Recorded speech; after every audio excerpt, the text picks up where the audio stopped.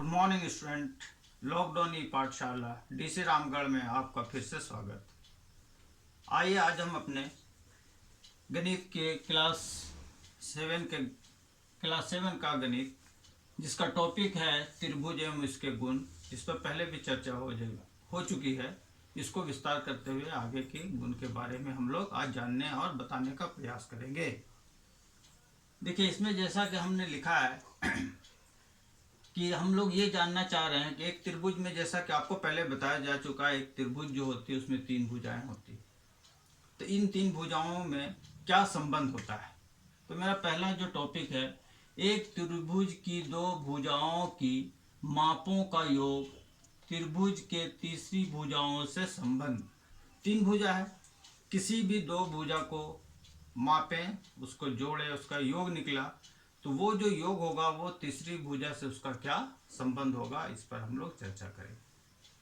तो इसके लिए आप क्या कीजिए कि किसी भी आकार से कोई भी माप का अपने कॉपी में एक त्रिभुज बना लीजिए। फिर AB को मापिए, BC को मापिए और AC को मापिए। तो आप ये देखिएगा कि जब AP को मापे उसका कुछ आया, मान लीजिए आया 3 सेंटीमीटर। फिर उसके बाद आप BC को भी माप लिए, इसका आ गया 4 सेंटीमीटर, दोनों को जोड़ दीजिए।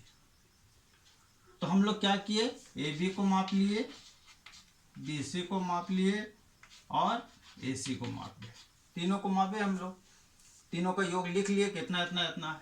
अब किसी 2 भुजाओं के माप को जोड़िए।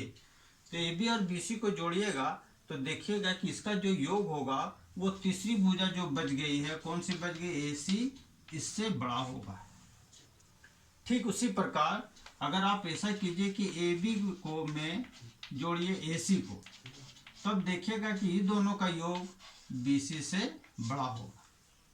और आगे देखिए, अगर ले लीजिए AC जोड़ BC, तो ये बड़ा होगा किससे, AB से। इस प्रकार आप आगे एक्सपेरिमेंट करते हुए 3 त्रिभुज बनाइए। 3 त्रिभुज बनाने के बाद इसको 3 त्रिभुज इस तरह से बनाइए, 1 2 और 3, और सबका नाम दे दिए, जैसे ABC। इसको ऐसा कर दीजिए, इस टाइप से ABC, और ये हो गया ABC। इस त्रिभुज का नाम दे दीजिए T1 T2 T3, और उसके बाद एक ऐसा टेबल बना दीजिए।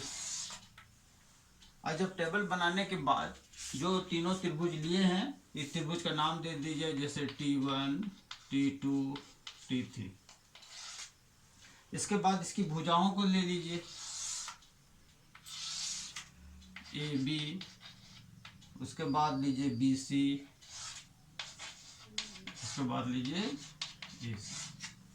और आप देखिएगा कि जब ये दोनों में से 3 में से किसी 2 को जोड़ेंगे तो हमेशा वो तीसरी भुजा से बड़ी होगी।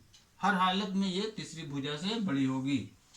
तो ये देख रहे हैं कि ये न्यून कोण त्रिभुज है, ये अधिक कोण त्रिभुज है, ये समकोण त्रिभुज है।